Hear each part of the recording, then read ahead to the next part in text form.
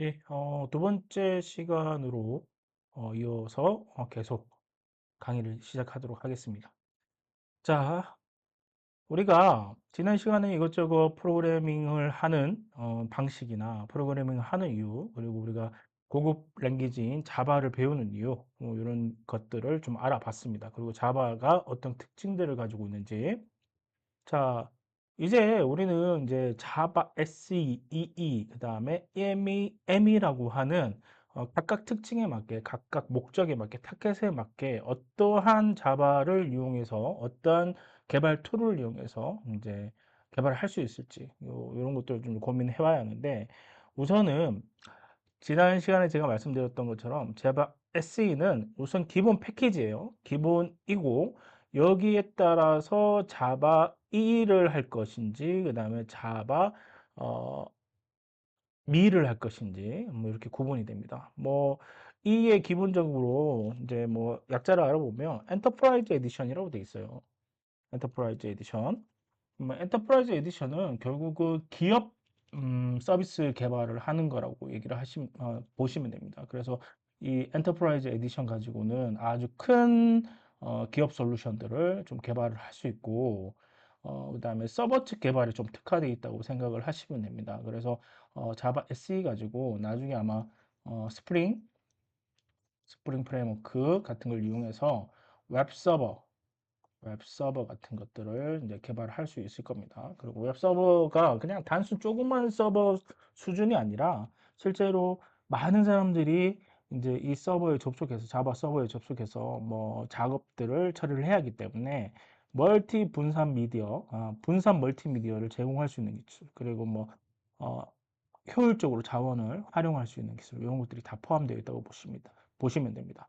그래서 자바 SE는 서버 측을 위한 기능을 부과했기 때문에 SE 기능은 당연히 모든 건 다 탑재를 하고 있고요. 그 다음에 더더욱더 뭐 HTTP 동신이나 뭐 리퀘스트 리스폰스를 처리하거나 그다음에 라우팅을 처리하거나 그다음에 DB를 처리하거나 뭐 JPA 이런 얘기들을 나중에 하게 돼 있어요. 뭐 JDBC도 당연히 포함되어 있고요. 이런 사항들이 포함되어 있으면서 아주 큰 기업형 솔루션들을 개발을 할 수가 있습니다. 궁극적으로 우리는 SE를 배우면서 나중에 이렇게 발전이 되는 게 좋겠죠.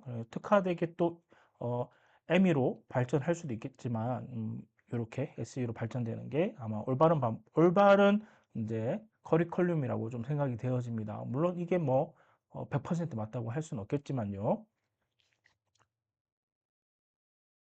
그리고 ME를 이제 생각해 보시면 여기 보시면 예, 여기 보시면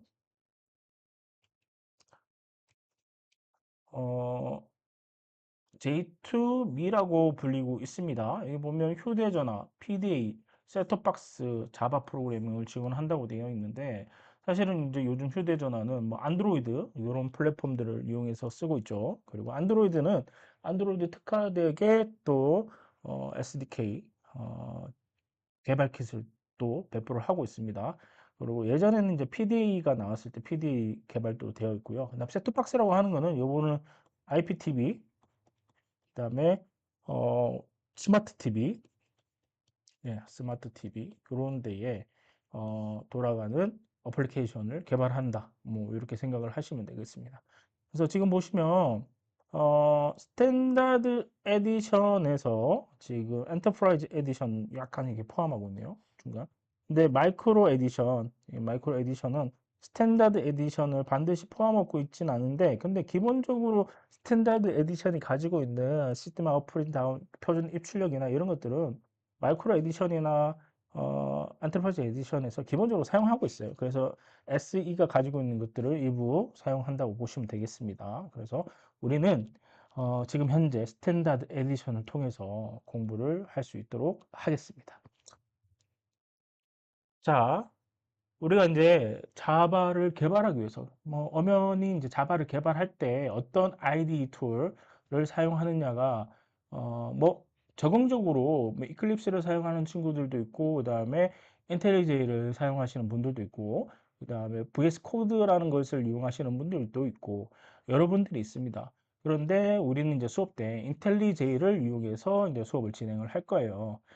인텔리제이를 사용하는 이유는 특별하게 다른 이클립스나 VS 코드도 마찬가지로 아주 강력한 개발 툴이긴 한데 자바에 완벽하게 특화되어 있다고 판단되어지는 인텔리제이가 그런 툴입니다. 그런 개발 툴이고요.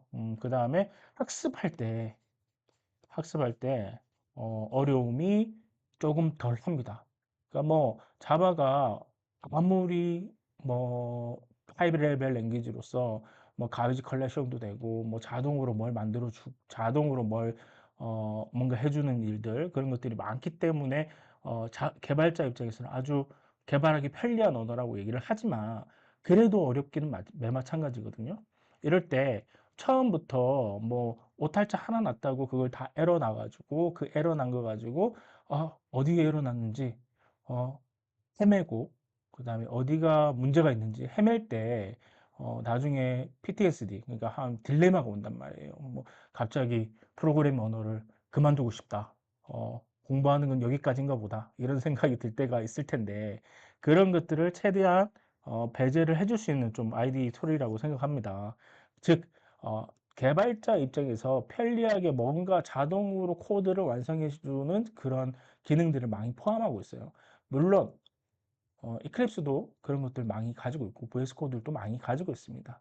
근데 인텔리제이는 더더욱 더 그런 기능들이 포함되어 있고 현재 인텔리제이는 무료 버전이 있고 유료 버전이 있습니다. 여러분들이 자바 학습할 때는 현재 엔터프라이즈급 솔루션을 개발하거나 서비스를 개발하거나 그리고 뭐 어플리케이션을 개발해서 익스포트 그러니까 배포를 하는 정도의 뭐 수준은 아니니까 학습할 때는 인텔리제이로 학습을 하셔도 충분합니다. 무료 버전의 인텔리제이로.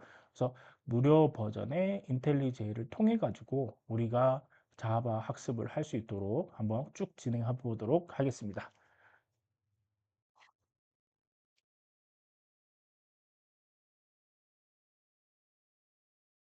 그래서 인텔리제이 아이디아, 요 인텔리제이 아이디아는 jetbrain사에서 만든 자바 개발 도구입니다. 통합 개발 환경을 제공해 주고요. 이런 것들을 IDE라고 합니다. Integrated Development Environment라고 해서 IDE라고 하면 개발 환경을 제공해 주는 개발 툴, 개발을 해줄 수 있게끔 해주는 어떠한 프로그램, 이런 것들을 우리는 아이디어라고 하고요. 그 중에서 가장 유명한 자바 개발 도구는 이클립스, 인텔리제이 뭐 요 두 가지 들 수 있고요. 뭐 여러 가지 많습니다.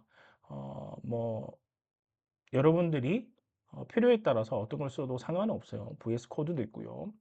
그래서 자바뿐만 아니라 다양한 언어 플러그인을 지원해 준다고 하는데요. 우리는 이제 물론 뭐 여러 가지가 있겠지만 어, 우리는 이 자바를 위해서만 이게 지금 자바 학습을 위해서만 인텔리제이를 쓸 거고요. 나중에 이제 서버 프로그램 할 때 또 인텔리제이를 쓸 겁니다.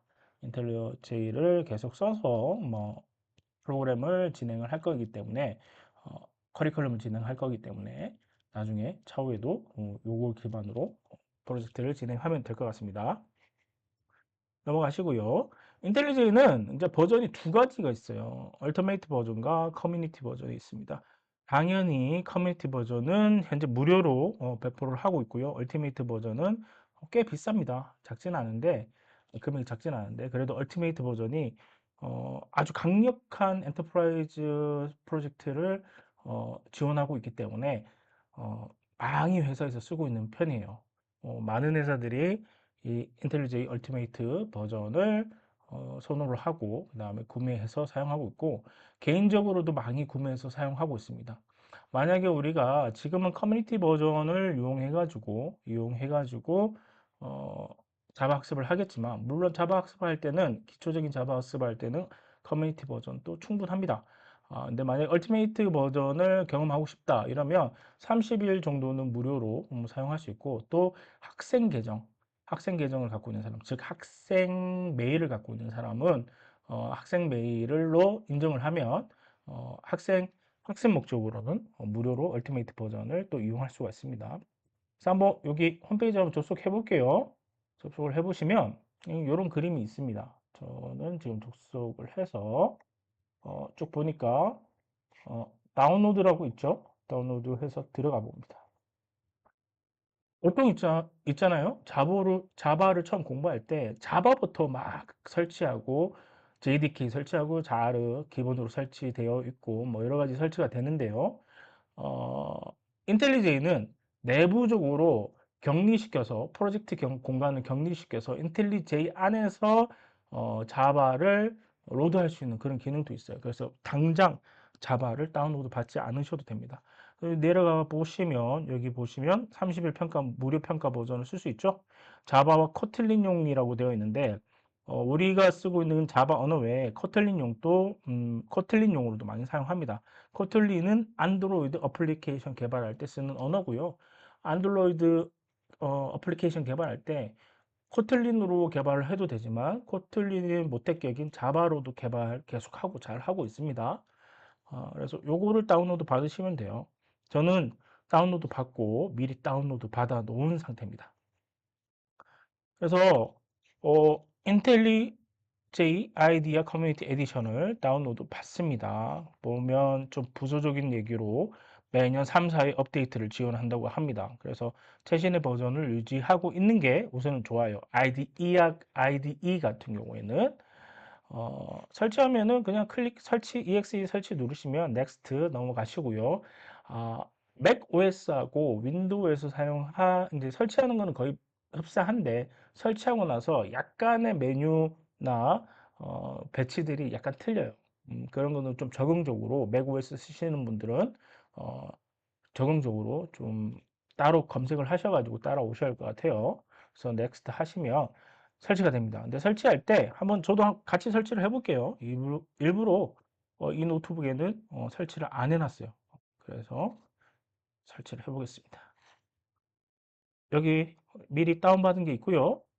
실행하고요.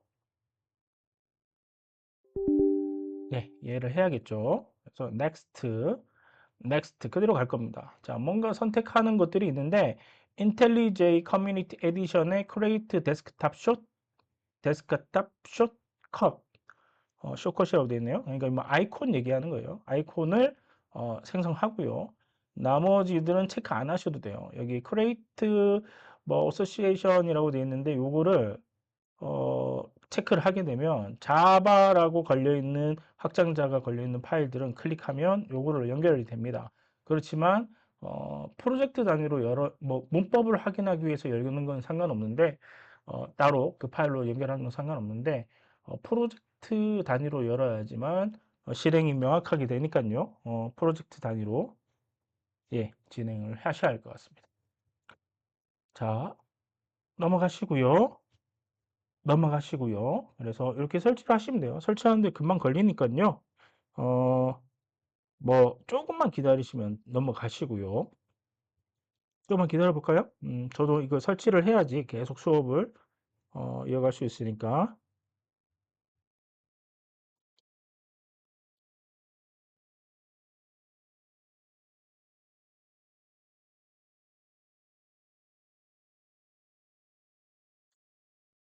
자, PT를 좀 볼까요? 설치되고 있는 동안에. 네, 넘어가겠습니다. 자, 이제 이런 화면이 떠서 화면이 이제 결국 이렇게 뜰 거예요. 그러면 여러 가지들이 있는데 플러그인 개발하는 것도 있고, 근데 우리는 이제 프로젝트를 하나 생성할 겁니다. 요 화면에서 뉴 프로젝트를 생성해서 프로젝트를 생성하시면 돼요. 어, 뉴 프로젝트 클릭하시면 내부에 뉴 프로젝트라고 또 있어요. 여기다가 마우스 이제 마우스를 클릭해서 하이라이트를 만들어 주시고요. 여러 가지 지원하는 프로젝트가 많아요. 메이븐 아카이브 타입도 있고 자바 FX도 있고 코틀린도 있고 그다음에 IDE 플러그인도 있고 안드로이드도 있고 뭐 많은 것들을 개발할 수 있도록 했죠. 음, 뭐 여러분들이 차근차근 자바를 이제 공부하시고 차후 넥스트 스텝으로 가시게 된다면 아마 메이븐 프로젝트도 좀 할 수 있을 것 같기도 하고요. 안드로이드 프로젝트도 할 수도 있겠죠. 그리고 나중에는 이제 코틀린 같은 거 가지고 안드로이드 프로그램도 개발할 수도 있을 거고요. 우리는 여기서 그냥 간단한 이 프로젝트를 생성을 할 겁니다. 여기 보시면 JDK 버전을 여기 선택하는 부분이 있죠. JDK 버전을 어, 선택을 하면 만약에 이 요 지금 PC에 JDK가 다운로드 받아져 있지 않다면 얘가 자동으로 선택하고 난 다음에 자동으로 깔립니다. 그래서 그 과정들을 뭐 굳이 우리가 자바를 다운로드 받아서 진행할 필요도 없다라는 거예요. 넘어가시고요. 그래서 보면 뉴 프로젝트 필요한 형태의 프로젝트를 생성하고 JDK를 설정한다. 저는 17이라고 했는데 오픈 JDK가 있고 오라클에서 배포하는 JDK가 있습니다. 뭘 사용하셔도 상관없습니다. 처음에는 자바 프로젝트 할 때는 처음에 학습할 때는 그래서 뭐 오픈 JDK를 하시든 뭐 어떤 것들을 하시든 나중에 같이 한번 따라서 진행해 보도록 하겠습니다. 그래서 별도로 다운로드 하지 않고 툴을 통해 설치를 지원해 준다는 게 아주 큰 특징입니다. 그리고 위에 보시면 빌드 시스템이 있는데 메이븐 있고 그래들이 있고 인텔리제이가 있는데 우선은 인텔리제이로 선택을 할 겁니다. 메이븐 그래들은 지금 당장 우리가 커리큘럼에서는 필요한 프로젝트는 아니에요. 나중에 스프링부트 할 때는 그리드를 할 건지 메이븐을 할 건지 이런 것들은 좀 결정을 하셔야 돼요. 자, 쭉 넘어가시면, 만약에 자바 버전을 17 버전으로 선택했다면, 지금 여기 보세요. 다운로드 막 되는 그런 것들도 있어요. 그리고 벤더는 오픈 JDK도 있고요. 오라클 오픈 JDK도 있고요. 뭐, 벤더가 여러 가지 있긴 한데, 보통 오라클 거 사용하고 있습니다. 그래서 처음에 뭐, 같이 프로젝트도 한번 생성을 해볼 텐데, 여기 지금 헬로 월드 뭐, 이렇게 작게 보이는데, 저희는 특징적으로 뭔가 더 진행을 할 때, 어, 뭐 이렇게 자바 클래스 이런 식으로 프로젝트를 만들 거예요. 이거 한번 설치되면 같이 한번 진행해 보도록 하겠습니다. 설치가 다 됐을까요? 예, 다 됐습니다. 그래서 여기 커뮤니티 버전 설치가 됐으니까 클릭하시고요.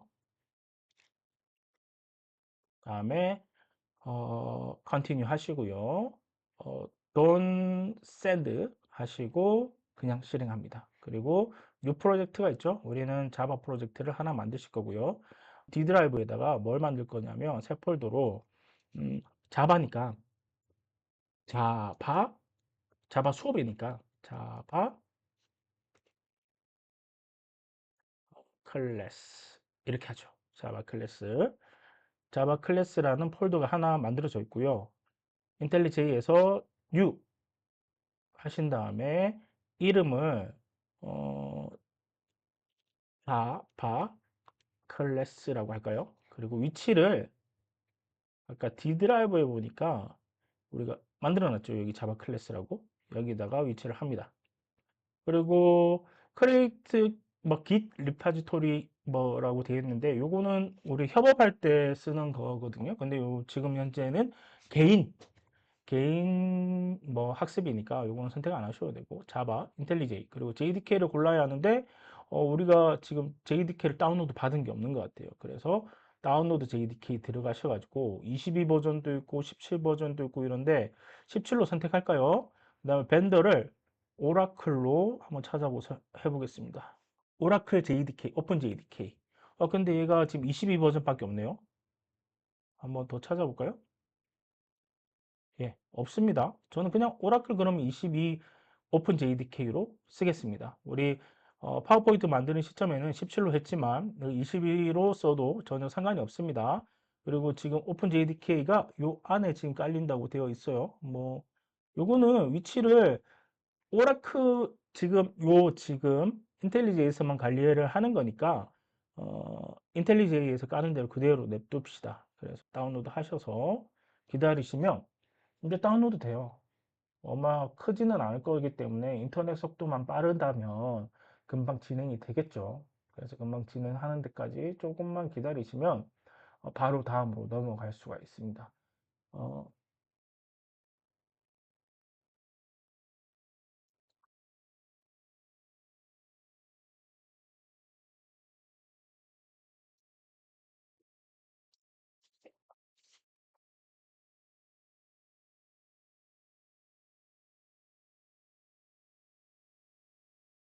네, 뭐 거의 다 됐죠. 그래서 지금 add sample code라고 되어 있는데 우리 샘플 코드 하나 만들어 볼까요? 자바 클래스에 샘플 코드. 그래서 created 한번 해보겠습니다.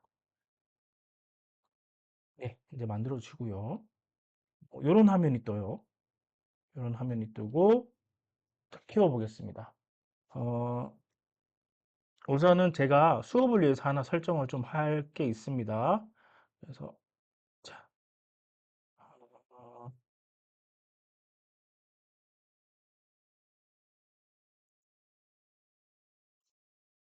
자, 너무 여러분들은 다크 모드를 사용하시면 되고요. 저는 이렇게 조금 밝은 모드를 쓰겠습니다. 왜냐하면 이게 수업할 때는 명확하게 좀 이렇게 구분이 되어야 하거든요. 여러분들 화면에. 그래서 다크 모드로 사용할 거고요.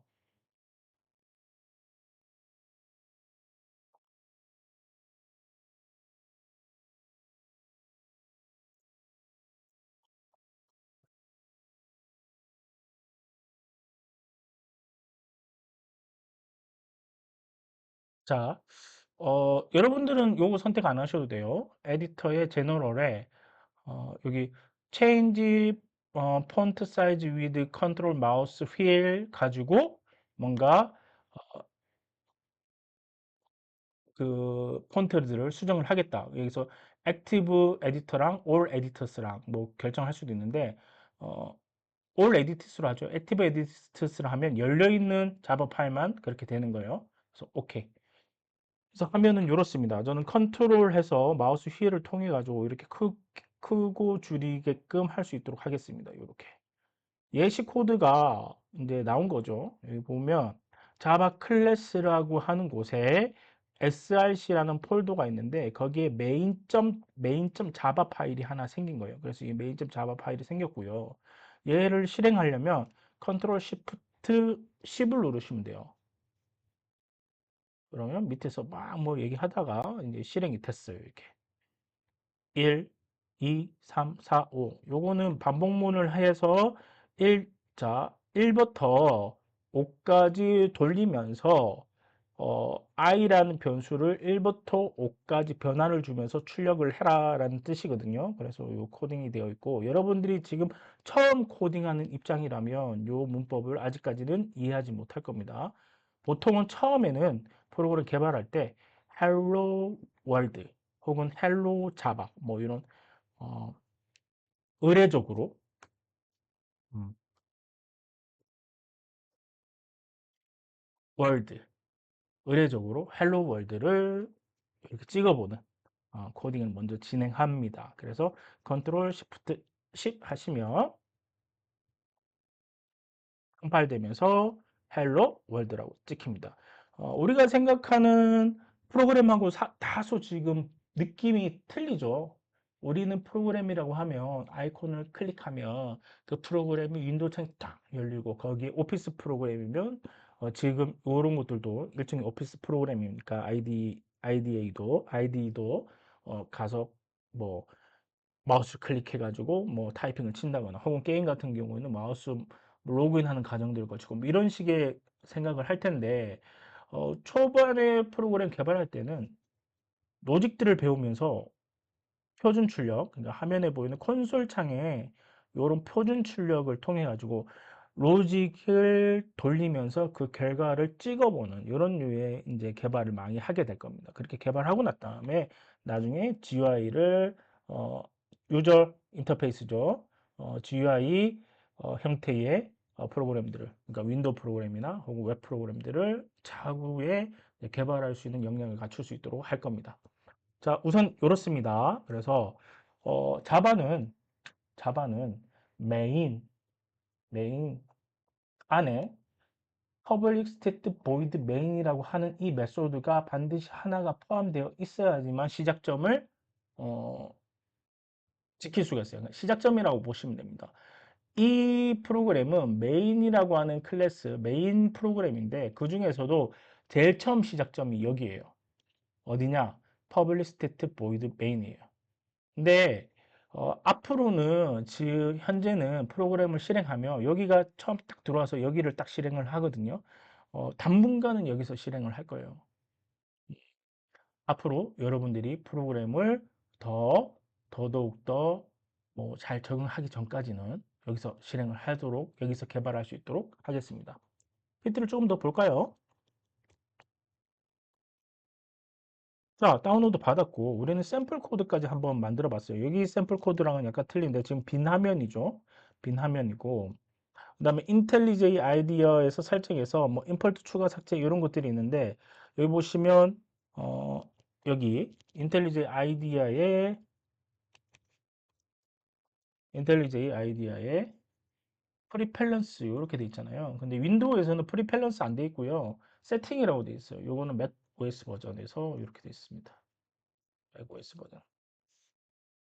일부는 맥 OS 버전의 캡처가 있고요. 일부는 윈도우 버전 캡처로 되어 있습니다. 그래서 제너럴에 오토 임포트라는 것들을 확인해서 뭐 이렇게 체킹 되어 있는 올레이즈 뭐 이런 것도 체킹 잘 되어 있는지 확인해 보라고 되어 있는데 기본적으로 다 되어 있어요. 그래서 신경 안 쓰셔도 될 것 같고요.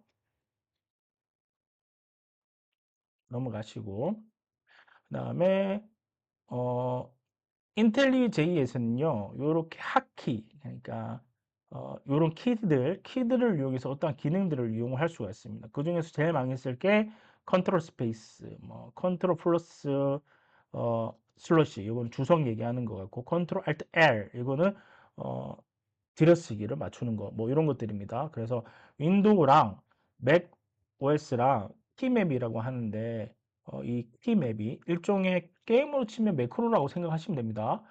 매크로 같은 것들을 다 들어가게끔 되어 있습니다.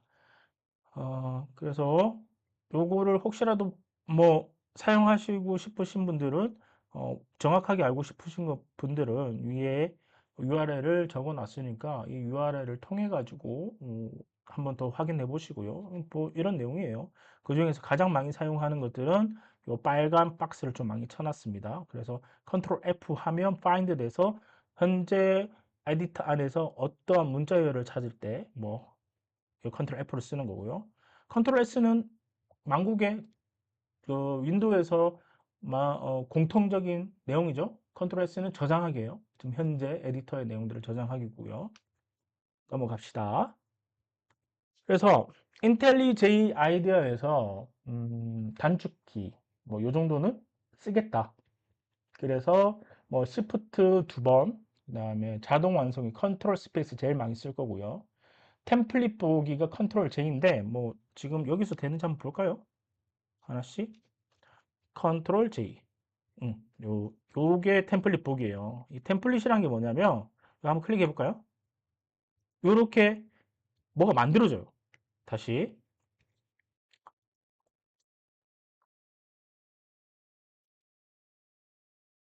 컨트롤 J에서 뭐 C는 뭔지 모르겠는데 뭐 콜레이블 오브젝트 어쩌고저쩌고 해가지고 어떤 로직이 만들어지죠. 이 로직을 몇 개 많은 것들을 좀 정해가지고 어 요것만 누르면 되게끔 요렇게 if, argus 뭐 이런 거 일종의 문법이에요. 문법을 일부 정해져 놓은 문법을 바로 쓸 수 있도록 만들어 준 거예요. 뭐 제일 많이 흔한 게 이런 거예요. 시스템 out.uf 엔터 치시면 시스템 out.print ln 뭐예요? 뭐하고 같죠? 위에 거와 같죠? 이제 앞으로는 우리가 콘솔에 뭔가 찍어내는 코딩들을 많이 할 거기 때문에 이거 매번 칠 수 없으니까 컨트롤 C에서 컨트롤 V 하셔도 되고요. 안 그러면 여기서 자꾸 컨트롤 D 하시면 복사도 됩니다. 뭐 이런 단축키들을 핫키들을 좀 알아두는 게 좋습니다. 그 중에서 많이 쓰는 거 시스템 out.uf 혹은 ut 뭐 이런 거 그다음에 어, 만약에 우리가 이 public state void main이라는 메소드를 안 만들었다 그러면 public void public static void main 이렇게 치고 엔터 치시면 만들어져요. 이 형태의 템플릿들이 다 정해져 있는 겁니다. 자, 그래서 이런 것들이 몇 개 있다라는 거죠. 그 중에서 자동 완성 기능도 있고, 템플릿 보기도 있고, 스마트 자동 완성, 컨트롤 시프트 스페이스, 마지막 세미콜론까지 완성된답니다. 보통 컨트롤 스페이스 하면 자동 완성을 얘기를 하는 건데, 자동 완성 어떤 것들인지 볼까요? 이런 거예요. 내가 S라고 쳤어요. 그러면 컨트롤 스페이스를 누르면 이렇게 나와요. 점, 아웃, 컨트롤 스페이스 누르면 아웃 다음에 셋 아웃 뭐 이런 것들 연결을 해서 할 수 있다는 거예요. 그리고 컨트롤 시프트 스페이스는 뭔가 마지막 세미콜론까지 찍어버린다는 얘기죠. 이런 거. 이런 거고 편리하게 이용할 수 있는 뭔가 기능들입니다. 뭐 하나 더 볼까요? if의 실행문 완성이라고 컨트롤 시프트 엔터라고 하는데 어, 컨트롤 시프트 엔터 뭐 없네요. 뭐 if라고 치면 컨트롤 시프트 엔터 예 이렇게 됩니다. 다시 if 컨트롤 시프트 엔터 치면 얘의 원형 저기 프로그램 형태가 완성돼서 우리는 여기에 끼워 넣기만 하면 된다는 거죠. 네, for 한번 내볼까요? 컨트롤 시프트 엔터 예 나오네요 정확하게 이런 것들이 기능이 다 포함되어 있습니다. 그다음에 저기 커서 위치와 무관하게 엔터가 있죠. 이게 무슨 얘기냐면 여기에 커서가 있습니다. 근데 우리가 엔터를 누르면 이렇게 떨어져요. 같이. 근데 그렇지 않고 Shift 엔터 치면 현재 위치 커서가 어디에 위치 있든 다음 라인으로 그냥 가요. 이렇게. 이것도 유용하게 쓸 수 있겠죠. 반향키로 내리는 것보다는 훨씬 더 유용하게 쓰실 수가 있습니다. 자, 몇 가지 더 봤고, 그 다음에 아까 말씀드린 것처럼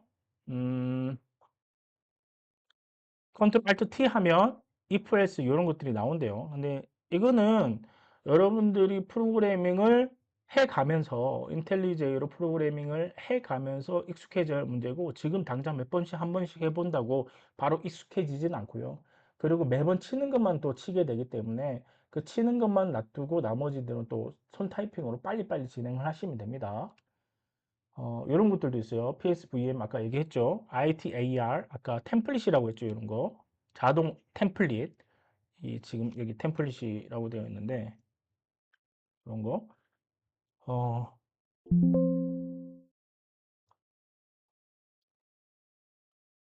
예. 템플릿이라고 되어 있는데 이런 거를 어디요? 이런 게 보입니다. 안에 열어보면 그래서 이런 거 자바에서 사용하는 템플릿들. 뭐 코틀린도 관련된 것들이 있는데 코틀린은 잘 안 쓰니까 그래서 여기 보시면 ITOC, 그다음에 ITR, 그다음에 ITLI 이런 것들이 있다는 거죠. 한번 요거는 찍어봐도 의미가 있을 것 같아서 한번 같이 찍어볼까요? ITR.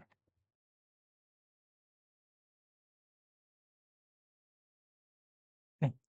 지금 이렇게 하니까 어레이 만들어 놓고 하니까 어레이의 렌스까지 돌리면서 int li를 찍게 되는데 li를 시스템 out.printf 해서 print ln으로 해서 li를 한번 찍어보는 그런 코딩을 할 수가 있습니다. 여기 우선 빼고요. 이렇게 네.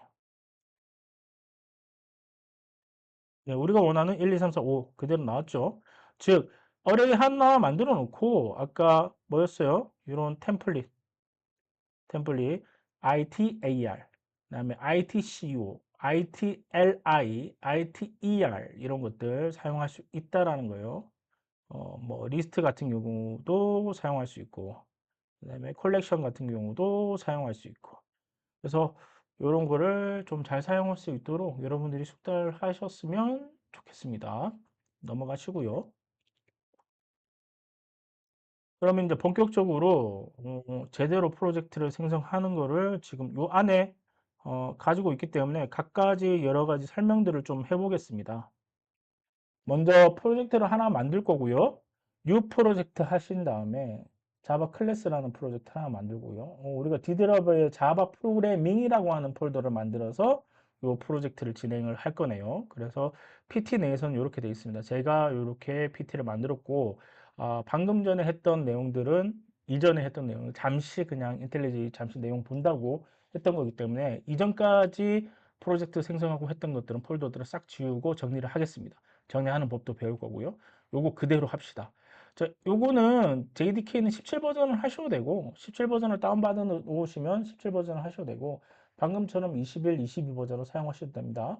그 다음에 add 샘플 코드는 안 넣을 거예요. 그냥 프로젝트 하나 생성하고 생성한 내에서 모듈이라는 규칙을 이용해서 모듈을 생성하는 기준으로 만들 겁니다. 그래서 빈 프로젝트를 하나 생성할 겁니다. 프로젝트 이름은 자바 클래스예요. 자, 그래서 여기서 우리는 프로그램을 클로즈 프로젝트를 합니다. 그럼 요 화면이 떠요. 그러고 난 다음에 얘를 지울 거예요. 어, remove from project. remove. 그럼 지워졌어요. 더 추가를 할 수가 있죠. 그리고 우리는 내 컴퓨터 안에 D 드라이브 안에 자바 클래스라고 되어 있던 얘를 우리 PT랑 맞추기 위해서 지워버리고 가감히 지워버리고요. PT가 어떻게 되어 있었죠? 자바 프로그래밍입니다.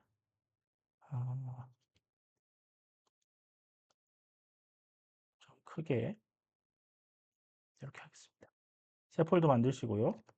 자바 프로그래밍 이렇게 만드시고요.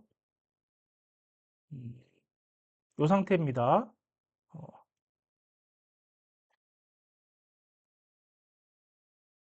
이렇게 이렇게 만드시고요. 그다음에 여기서 new 프로젝트 할 겁니다. new 프로젝트 하는데 이번에는 뭘 할 거냐면 자바 클래스라고 할 거고요. 위치를 변경할 거죠.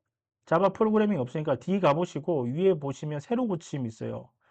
리프레시 하시면 자바 프로그래밍이 있죠. 자바 프로그래밍이고 클릭하시고 OK. 그 다음에 JDK는 22 쓰시면 돼요. 뭐 add 해가지고 우리가 어디에 자바를 깔아 놓으셨으면 보통 프로그램 x86에 자바 깔리거든요. 여기 보시면 1.8 있네? 예. JDK는 없네요. JDK는 없기 때문에 안 된 것 같아요. 뭐 그거를 추가를 하셔도 돼요. 근데 뭐 여기서 다운로드 하셔가지고 아까 17 버전에 오라클 벤더가 없어가지고 아마 이게 맞는 건지 안 맞는 건지 모르겠어요. 오라클 오픈 JDK 요게 있어야 하는데 그게 없어서 그냥 22 버전으로 했습니다. 22 버전하고 add sample 코드 빼고요. 테크 빼고요. 그냥 진행할 겁니다. 그러면 이 화면이 떠요. 화면 키우시고 오른쪽이 에디터 영역인데 여기가 에디터 영역이고 여기가 어디요? 익스플로어 영역이에요. 프로젝트 익스플로어 영역인데 요 SRC 밑에 네, SRC 밑에 new 해서 자바 클래스가 있어야 돼요. 기존에는 샘플 코드를 넣었기 때문에 자바 클래스가 있었어요. 근데 지금은 없어요. 없는 이유는 당연히 처음에 안 만들었으니까요. 그래서 요거를 어떻게 할 거냐면 우리 PT 그대로 가기 위해서 실습의 효율성을 위해서 자바 클래스 안에 모듈이라는 하나의 개념, 그러니까 분리된 개념을 하나 넣을 거예요. 그러니까 모듈은 챕 0, 1 우리 첫 번째 프로그래밍 하는 거라고 치고 챕 0, 1이라고 하겠습니다. CHAP 챕터인데 여기에 new 모듈 그다음에 이름을 C 챕 0, 1 챕 우리 PT 그대로 가는 게 좋습니다. 현재는 여러분들이 응용할 수 있는 능력이 조금 떨어지니까 자바 인텔리제이 JDK 22 크레이트 그러면 챕 01이라는 영역이 생겨요. 여 밑에 SRC 생겼죠?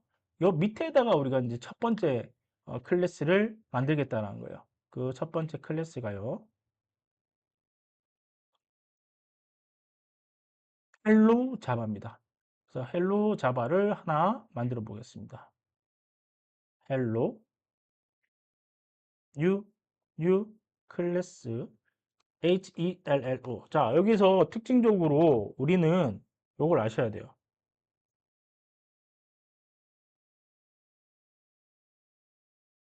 자, 여기다 우리는 앞에 대문자를 썼죠. 대문자. 대문자를 쓴 이유는 자바라는 파일, 클래스 파일은 무조건 첫 글자가 대문자예요. 왜냐하면 자바라는 파일에 들어가 있는 만약에 헬로 자바를 만들었으면요. 안에 헬로 클래스가 있습니다. 클래스의 규칙 중에 하나가 첫 번째 하나가 뭐냐면 반드시 대문자로 시작한다. 근데 반드시라는 거를 just 뭐 이런 느낌은 아니에요. 뭐냐면 소문자로 만들어도 되긴 됩니다. 실행은 돼요. 그런데 개발자들끼리 약속을 어기는 거예요. 개발자들끼리 서로 무언의 약속을 해놨습니다. 클래스는 클래스는 혹은 혹은 뭐 다른 열거형이나 인터페이스나 뭐 이런 것들이 있어요. 그러니까 참조할 수 있는 객체들은 그거의 원형은 대문자로 한다. 그렇기 때문에 여기다가 우리는 HELLO라고 넣은 겁니다. 대문자 HELLO. 이거 고민하시고 기억하고 계셔야 돼요. 그래서 우리는 헬로라고 하고 엔터를 할 겁니다. 그러면 안에 헬로 자바 파일이 생기고요. 예, 자바 파일이에요. 예, 자바 파일이 생기고 그 안에 팔로우라는 클래스가 생깁니다. 그리고 앞에 접근 지정자인 퍼블릭이 결정이 나는데요. 요거도 나중에 자바 객체 지향 공부할 때 먼저 말씀을 드릴 거예요. 나중에. 근데 좀 사전에 말씀드리면 헬로라는 클래스는 나중에 이 이름으로 객체화된 객체는 클래스명으로 이제 객체가 된 애는 퍼블릭하게 바깥에서 외부에 접근이 가능하다라는 뜻이에요. 그리고 클래스는 웬만하면 퍼블릭이에요. 그렇게 생각하시면 돼요. 우선은. 그래서 요거에 대한 궁금증을 우선은 나중에 해결하는 걸로 고민하시고요. 요거는 우선 규칙이 이렇다 생각하시면 되고 그 다음에 프로그램은 어떠한 프로그램든 딱 실행했을 때 첫 번째 시작하는 시작 스타트 위치가 있어야 돼요. 이 클래스라는 거 자바 프로그램의 처음 시작 위치는 스태틱 보이드 퍼블릭 스태틱 보이드 메인이라고 하는 것입니다. 템플릿으로 구성되어 있고 그리고 우리 PT 그대로 따라갑시다. 자, 이렇게 돼 있죠. Shift 엔터를 통해 가지고 PSV 또 PSV의 메인 타이핑을 하면 이렇게 만들어지더라. 넘어가시고요. 그 다음에 SOUT를 타이핑하면 어, 요거 요거 시스템 아웃 점 프린트 ln이 만들어지더라. 그러면 거기다 헬로 자바라고 한번 넣어보면 되겠죠.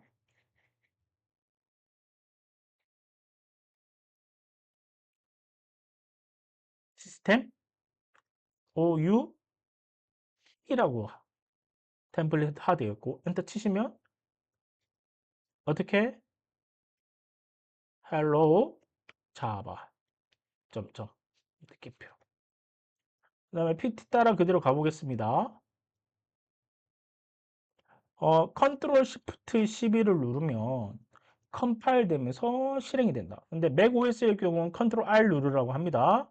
그리고 우측 상단에 뭐 이런 게 있어. 컨피그레이션 셀렉터라는 게 있습니다. 여기 헬로 자바가 나타난대요. 그래서 확인해 보겠습니다. 컨트롤 시프트 10 누르시면 나타나죠? 헬로라고. 그리고 앞 글자 때 문자로 하는 거, 그다음에 이런 거 좀 지켜주시고 다시 한번 실행해 보면 뭔가 여기에 촥 지나가고 실행이 돼 버렸어요. 이게 무슨 얘기냐? 이 소스를 바이트 코드로 컴파일과 해서 문제가 없는 상태면 JVM에 올려가지고 바로 실행하는 과정까지 다 된 거예요. 한 번에. 다이렉트로. 그래서 여기 보시면 아마 그런 것들, 런, 여기 보시면 그냥 시프트 런에 보시면 시프트 F10 있죠. 근데 컨트롤 알트 뭐 이런 거 디버그도 있고 알트 시프트 10도 있네요. 알트 시프트 10 그냥 런인데 요거는 예, 요렇게. 컨트롤 시프트 10 F10 하면 그냥 실행되고 여기에 매뉴얼적으로 가지고 있는 것들을 우리가 단축키로 쓰고 있는 거예요. 근데 컨트롤 시프트 10은 없네요. 시프트 10은 있고 넘어가시고요. 그다음에 어, 패키지라는 관리 도구가 있는데요. 우리는 프로그램을 짜면 이 패키지라는 곳에 한 곳에 묶어요. 그래서 그 한 곳에 있는 패키지 내부에 클래스를 여러 가지를 만듭니다. 그래서 지금 현재는 우리가 패키지 안 묶여 있거든요. 그래서 한번 패키지에 묶어보는 테스트도 한번 해보겠습니다. com example example hello라고 돼 있거든요. 네, com example hello. 이렇게 한 이유가 뭐냐면 보통 도메인 그 패키지 이름을 도메인명으로 많이 이제 지정을 해 놓는단 말이에요. 근데 도메인은 hello.example.com이겠죠. 근데 이거를 보통 역으로 바꿔서 패키지명을 정해 놓습니다. 그래서 com example hello 한번 따라해 볼게요. 자, 여기에 보니까 어디 잡았죠? src 아니죠? src 안에 new 패키지 from exam example 뭐라고 돼 있었죠? hello 이렇게. 그러면 패키지가 하나 만들어졌고요. 이 hello java라고 하는 파일이 이 com example hello의 패키지 안으로 속해져 있어야겠죠. 그렇기 위해서 우리는 패키지를 만드는 거니까. 그래서 요거를 요렇게 갖다 놓으시면요. 어, 리페어 하라고 돼 있습니다. 리페어. 클릭하시면요. 네. 뭔가 이유 때문에 뭐 하라고 해서 do 리페어 이거 클릭하니까 바로 됐네요. 그래서 됐고요. 이거 지우시고 그래서 다시 클릭해 보시면 어떻게 됐어요? 아까 hello.com 자바가 패키지 안에 속해 있지 않았는데 지금 com example hello 패키지 안에 들어갔죠. 그럼 앞으로 이제 이 패키지 내에서 여러분들이 헬로 말고 이제 뭐 새로운 추가하는 그런 프로그램들을 계속 만들어 나갈 거예요. 그래서 요 상태까지. 다시 얘를 이렇게 빼시면 뭐 리페어 하라고 할 겁니다. 그리고 도 리페어 하시면 어떻게 됐어요? 이 헬로 자바가 그 전에 있는 상태, 그 전에 빠진 상태 그대로 됐죠.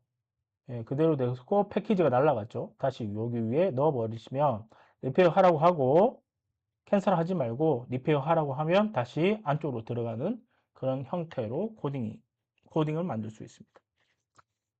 볼까요? 넘어가시고 이게 이제 끌어다 놓으시면 됩니다. 리페어 하시고 예, 딱 여기까지 해서 우리가 이제 두 번째 시간을 다 만들었습니다. 두 번째 시간까지 수업이 끝났습니다. 이제 본격적으로 자바 문법들을 공부를 해 나갈 거예요. 그래서 자바 타입에서부터 여러 가지 이그젠플들을 한꺼번에 쳐보고 실습도 해보고 그래서 문법들을 이해하고 나중에는 객체지향 프로그램과 자바 객체지향 프로그램의 특징들을 알아보면서 자바를 완성해가면서 기초 소양을 만들어 갈 겁니다.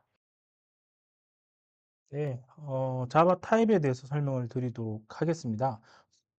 뭐, 이거는 C 언어 프로그램도 약간 유사한 점이 있고요. 아무래도 이제 하이 레벨 랭귀지의 시초격인 뭐 C 언어를 조금 약간 다 모태를 하기 때문에 뭐 거의 좀 약간 비슷한 면이 있습니다. 그런데 이제 자바만의 또 특징적인 것들이 있어요. 자, 먼저 역할이라고 하는데 데이터가 저장되는 메모리와 프로그램에서 처리 방식을 명시를 한다. 자바 타입 뭐 이런 것들 좀 공부한다라고 보시면 될 것 같고요. 기본형 타입이 있고, 그 다음에 참조형 타입이 있습니다. 여기 이제 무슨 얘기냐라고 했을 때 우리가 이제 나중에 객체 지향 프로그램, 그다음에 array 뭐 이런 것들 다 배워야지만 결국 참조형이라는 걸 좀 이해하게 될 거고, 그다음에 기본형 타입은 지금부터 좀 배워 나갈 거니까 금방 이해할 부분이 있습니다. 그 중에서 스택 메모리에 저장한다, 흰 메모리에 저장한다, 뭐라는 얘기들이 있어요. 자, 기본형 타입은 여기 보시면요, 한 8가지 정도로 제공합니다. 바이트, 숏, 인트, 롱, 플롯, 더블, 캐릭터, 불리언 이 정도 되고요. 자바에서 기본적으로 제공하는 데이터 타입이에요. 기본 자바 타입이라고 합니다. 우리는 지금 뭘 얘기를 하고자 하는 거냐면, 프로그램 코딩을 할 때는요, 어떠한 데이터 타입의 메모리 공간을 확보를 합니다.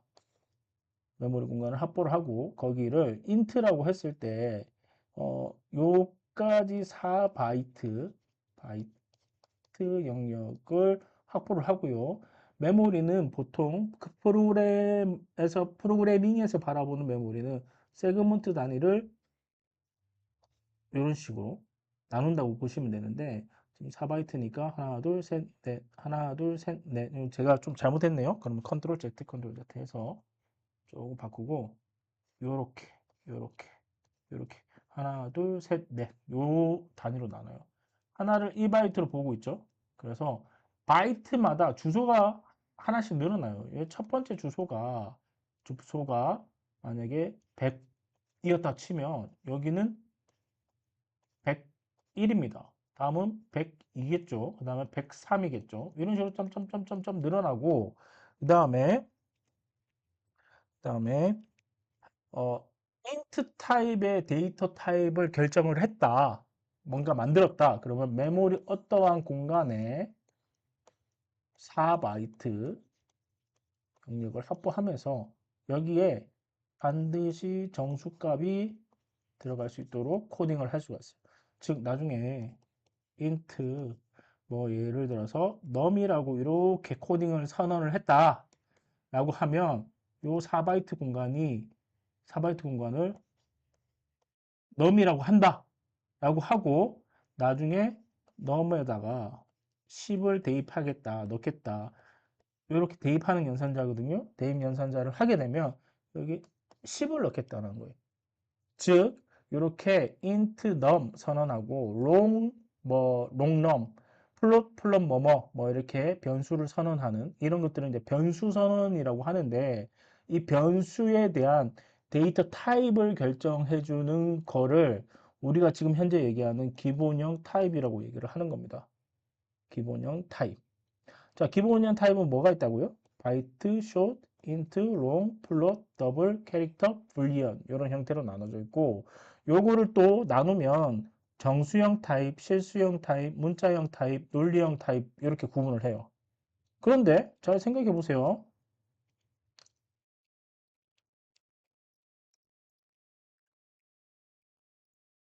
예, 잘 생각을 해보세요. 음, 예, 바이트, 숏, 인트, 롱까지 요거를 우리는 정수형 타입이라고 하고요. 얘를 실수형 타입이라고 하고, 얘를 문자형 타입이라고, 얘를 논리형 타입이라고 해요. 실수형 타입 빼고는요, 사실상 요 문자형 논리형 타입도 정수형 타입과 거의 유사합니다. 값이 뭐가 들어가 있느냐에 따라서. 논리형 타입은 true and false가 들어가는데 true가 1이고 false가 0이고 이런 거예요. 그 다음에 문자형 타입은 A, B, C, D, E, F, G 이런 문자들을 넣을 수가 있는데, 이 문자형들은 ASCII 코드라고 하는 코드랑 매칭되어 있어요. 그게 어느 한 특정한 정수값하고 매칭되어 있다는 거예요. 그래서 결국은 들어가는 게 정수값이에요. 이런 기본적으로 제공하는 8가지 데이터 타입에 대해서는요, 자바의 타입에 대해서는 스택 메모리에 저장을 합니다. 어, 이유가 있는데요. 메소드라는 개념을 또 이해를 하셔야 돼요. 우리는 스태틱 보이드 메인이라고 하는 메소드 첫 시작 지점에서 프로그램 코딩을 당분간 할 거예요. 스태틱 보이드 메인. 그거를 메소드라고 합니다. 클래스가 있고 메소드가 있는데요. 그 메소드는 처음 프로그램 시작과 동시에 호출이 되고 어느 정도 결과를 다 봤으면 종료가 돼요. 그래서 한번 들어갔다가 들어간 거를 다시 끄집어내면서 메모리에 올렸다가 끄집어내면서 종료가 돼요. 종료가 됩니다. 그래서 요때 들어갈 때 기본 데이터 타입은 얘도 같은 스택 메모리가 있으면서 메소드가 종료되는 엔드 시점에서 이 8가지의 데이터 타입들은 같이 메모리에서 해제돼요. 빠르게 메소드 호출이나 메소드의 레퍼런스들은 보통 이제 스택에 넣긴 한다고 하는데요. 메소드 호출이나 혹은 이게 데이터 타입을 결정하는 정수형, 실수형 이런 데이터 타입을 결정을 할 때는요. 결정을 할 때는 빨리 메모리에 올리고 빨리 메모리에서 해제할 수 있는 그런 단순한 형태의 자료 구조형에다가 데이터 메모리에 데이터를 적재를 해야 합니다. 그게 스택 메모리고요. 참조형은 이름부터가 조금 복잡하잖아요. 나중에 이제 참조형을 다 배워야 할 텐데 결국은 객체 지향 프로그래밍을 좀 이해를 하고 그 다음에 뭐 어레이나 리스트나 이런 것들을 이해를 하게 되면 참조형 데이터 타입을 이해하게 됩니다. 여기 보시면 참조형 데이터가 여기 있네요. 어레이, 이넘, 클래스, 인터페이스 이런 애들이에요. 이런 애들이 자바의 참조형 4종류라고 합니다. 얘네들은 흰 메모리에 저장됩니다. 음, 다시 한번 얘기해 드리면 어레이 같은 경우에는요. 나중에 어레이에 우리 뭘 집어넣을 거냐면 음, 헬로 같은 것들도 마찬가지입니다. 그것도 이제 어레이라고 보시면 되는데요. HELLO 이렇게 메모리에 저장돼요. 1바이트 다시 끊어서 그리고 여기를 처음 시작 위치라고 생각하면 여기에 주소가 있단 말이죠. 201번지라고 칩시다. 그러면 우리가 나중에 스트링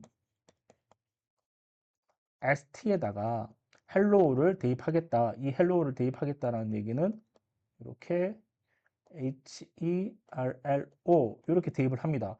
이 HELLO라고 하는 메모리 영역의 데이터를 잡고 있는 이 영역이 있어요. 이거는 하나, 둘, 셋, 넷, 다섯, 5바이트로 끊기죠. 5바이트 전체가 왜냐하면 문자 하나가 1바이트 크기를 갖고 있기 때문에 5바이트 정도의 크기가 생성이 됩니다. 그리고 이 앞에 이 주소를 ST에 담아줘요. 이런 거를 참조형이라고 합니다. 네, 이런 것들은 어디에 담겨진다? 흰 메모리에 담겨진다. 복잡한 구조입니다. 그러니까 서로 스태틱 메모리와 흰 메모리에 담겨지는 거에 따라서 어떻게 빨리 처리할 수 있냐, 혹은 얼마나 조금 복잡하게 처리할 수 있냐, 그리고 얼마나 기능들을 더 많이 가져갈 수 있냐, 이런 것들, 그리고 얼마나 공통적으로 쓸 수 있는 코드들은 어떻게 하고, 그다음에 다 어, 운영체제에 따른 자료 구조를 효율적으로 운영하기 위해서 뭐 스택에 넣을지 혹은 힙에 넣을지 이런 것들을 결정을 하는 거예요. 결국 처음에 자바를 개발한 팀, 그리고 자바 컴파일러를 개발한 팀, JVM, 자를 개발하는 이런 팀들이 다 고민해서 만들어진 내용이겠죠. 사실 처음에 자바를 배울 때는요, 이렇게 딥하게 안 들어가셔도 상관없어요. 근데 나중에는 결국 알아야 할 문제입니다. 지금은 우리가 지금 시작도 하기 전에 첫 발을 딱 내딘 거예요. 내딘 상태에서 스택이 뭐고, 그 다음에 힙이 뭐고, 힙 안에 힙 안에는 참조용 타입이 값이 실제로 담겨지고, 그다음에 스택 메모리는 일반 변수 데이터 타입이 담겨지고, 이게 뭐지? 그냥 너무 고민하지 마세요, 지금. 지금은 그냥 보고, 한번 읽고, 그렇게 넘어가셔도 우선은 상관은 없어요. 실제로 코딩할 때는 나중에 효율적으로 코딩하는 것 문제에 대해서 생각해 볼 문제지. 지금은 기초 문법을 배울 때는 많이 신경 안 쓰셔도 됩니다. 어쨌든 내용은 있기 때문에 내용을 한번 짚고 넘어가야 돼요.